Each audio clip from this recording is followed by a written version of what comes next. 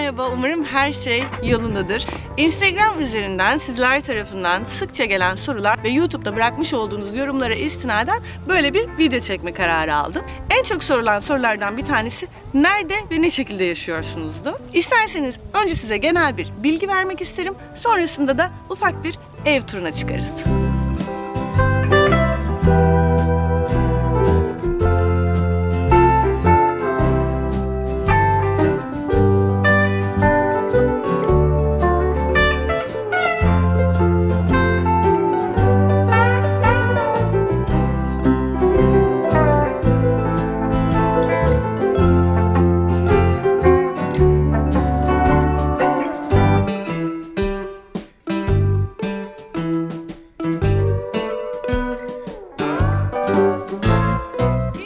Beraber yaşadığımız o muhteşem doğum sürecinde Florida eyaletine gelmeyi tercih ettik. Tercih sebeplerimizden bir tanesi Florida eyaletinin 12 ay boyunca sıcak iklim şartlarına sahip olmasıydı. Benim hamileliğimin son 3 ayı kış aylarına denk geldiği için biraz da sıcak bir ortamdan zarar gelmez diye düşündük. Burayı seçmemizdeki ikinci bir faktör ise burada çok sevdiğimiz aile dostlarımızın yaşıyor oluşuydu. Malum hamilelik zor bir süreç. Benim de deneyimli olmadığım bir süreç olduğundan dolayı biz burada bir arkadaşımızın evinin bir odasına yerleştik. Müge ve Mesut, 2 tane çocuğu olan dünya tatlısı arkadaşlarımız. Özellikle Müge'nin çocuk konusundaki deneyimi göz ardı edilemezdi. Tamamen bağımsız olarak tek başımıza bir evde yaşamaktansa anneliği ve doğum sürecini yakından tanıyan bir arkadaşımızın evinde yaşamak bize çok daha fazla cazip geldi.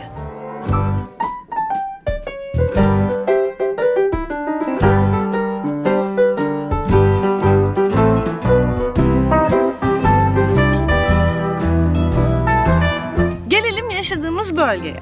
Biz Florida eyaletinin Boca Raton şehrinde yaşıyoruz.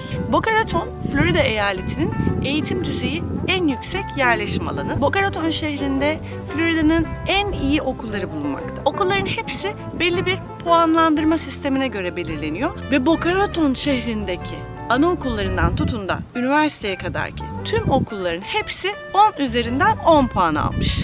Dolayısıyla Boca Raton şehri de birçok Türk ailenin tercih sebebi olmuş. Boca Raton, Miami'ye araçla 45 dakika uzaklıkta bir yer. Yani 45 dakikalık bir sürüş keyfinin sonunda Miami gibi bir metropole ulaşmanız gayet kolay. Gelelim çok merak ettiğiniz bir konu olan evlerin kiralarına.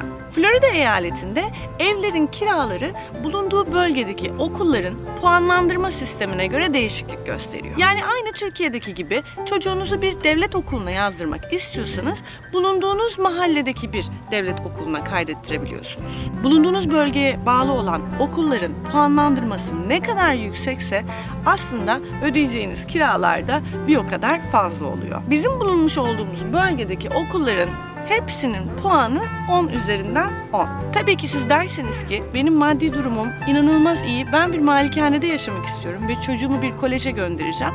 O zaman tabii ki de nerede yaşadığınızın çok bir ehemmiyeti kalmıyor. Ama burada insanlar genelde çocuklarını devlet okullarına vermeyi tercih ediyorlar. Çünkü puanı iyi olan bir devlet okulu birçok kolejle aynı eğitim kalitesine sahip. Bu bölgede genel olarak site sistemi yaygın. Biz de şu anda bir sitede yaşıyoruz. Arkamda görmüş olduğunuz tüm evler tek bir siteye bağlı. Bireysel yaşamayı tercih edenler de yok mu? Tabii ki de var. Burada da bireysel müstakil evler ve bireysel apartman daireleri var. Ama site sistemi aileler tarafından güvenlik açısından daha çok tercih ediliyor. Aslında burada ev kiralamak bir hayli zor. Sitelerin genelinde mal sahipleri oturuyor. Çünkü Amerikan sistemi mortgage üzerine kurulmuş bir sistem ve aslında 30 yıllık kredilerle kira ödemekten çok daha az paralara ev sahibi olabiliyorsun. Dolayısıyla bu tarz sitelerde kiracı bulmak çok zor. Genelde ev sahiplerine ait evler. Ve insanlar çocukları okul çağını tamamlayana kadar taşınmayı tercih etmiyorlar. Peki diyelim ki siz burada bir kiracı olmayı tercih ettiniz. O zaman işler nasıl ilerliyor? Tıpkı Türkiye'de bir iş başvurusuna verdiğiniz gibi burada da bir ev sahibinize CV vermeniz gerekiyor.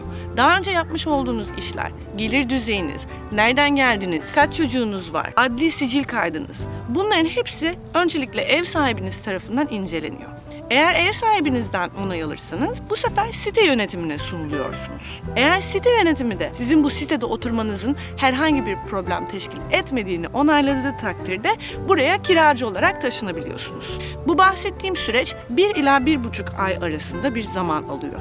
Yani buradaki siteler insanlar konusunda oldukça seçiciler. Dolayısıyla komşularınız da ona göre kalifiye insanlar oluyor.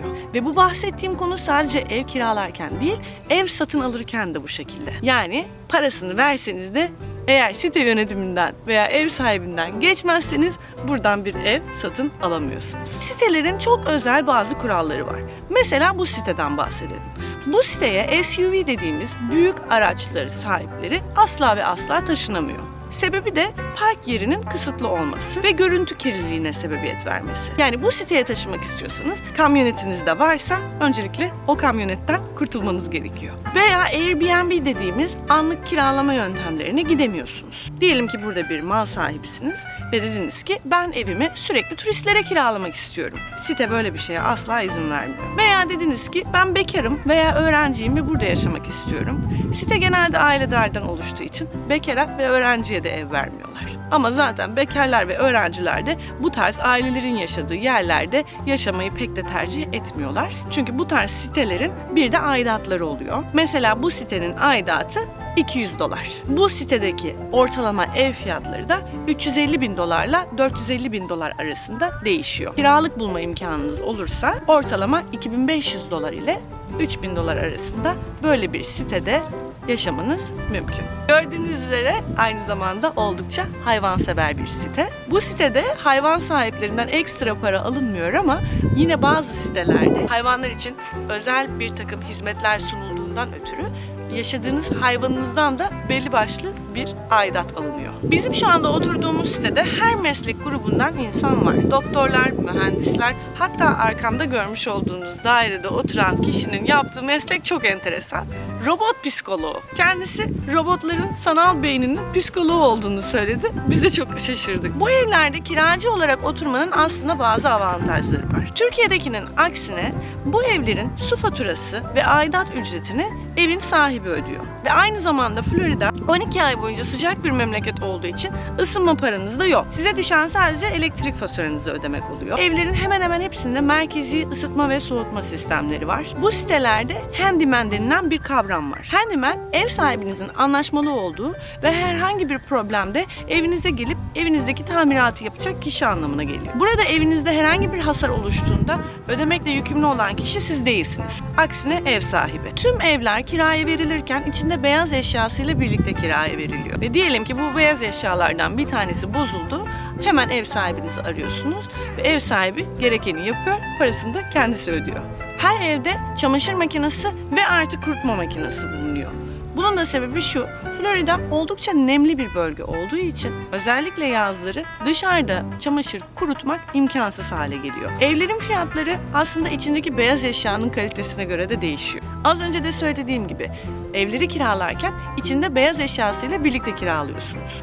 Bu beyaz eşyalar ne kadar kaliteliyse sizin ev için ödeyeceğiniz kira o kadar fazla oluyor. Aynı zamanda tüm odaların içinde gömme dolap sistemi var. Yatak odası ve benzeri alışverişler yaparken ekstrasında bir dolap almanıza gerek kalmayabiliyor. Bizim şu anda kaldığımız evin 3 tane yatak odası var. Bunlardan bir tanesi çocuk odası, diğeri Müge ile Mesut'un odası, diğeri ise bizim kaldığımız oda. Bu odaların hepsinin içinde kendine ait tuvalet ve banyoları var. Ortada muhteşem bir salonumuz var. Gördüğünüz üzere açık bir mutfağımız mevcut. Her evin ufak da olsa yine kendine ait bir çamaşır odası var. Her evin arka tarafında bir adet bahçe var. Yalnız bu bahçelerin çoğunluğu böyle görmüş olduğunuz tellerle kaplı.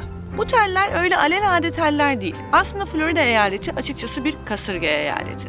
Ve buradaki teller kasırgaya özel olarak üretilmek zorunda. Dolayısıyla çok özel malzemeden yapıldıkları için oldukça da pahalı bir sistem haline geliyor. Bir de garaj konusu var tabii. Benim bu evlerde en çok sevdiğim şey garajı olmuştur. Ufak bir bilgi vermek isterim. Amerika'daki bütün dahiler ve bütün rock grupları garajlardan çıkmadır. Çünkü burada yaşayan insanlar garajlarında hobi amaçlı çok fazla vakit geçirmektedirler. Müzik grupları burada garaj stüdyoları kurarlar. Mesela Microsoft ve Apple gençlik yıllarında ekstra bir yere kira ödememek adına tüm düzeneklerini garajlarında kurmaya başlamışlar ve oradan dünyaya açılmışlar. Mesut dalgıçlıkla ilgileniyor. O yüzden bütün ekipmanlarını garaja koymuş vaziyette. Aynı zamanda bisiklet kullanımı da bu civarda çok yaygın. Çünkü herkes trafik kurallarına elinden geldiğince uyuyor ve dolayısıyla araçlar hiçbir bisikletlinin hayatını tehlikeye atmayacak şekilde sürülüyor. Yani anlayacağınız burada durumlar bu şekilde. Harikulade bir gün batımına şahit oldunuz az önce. Güneşi beraber batırdık. Umarım bu videodan keyif almışsınızdır. Merak ettiğiniz diğer konuları yorum kısmına yazmaktan lütfen çekinmeyin. İlginize ve alakanıza çok teşekkür ediyorum efendim. Bir sonraki videoda görüşmek üzere. Bye.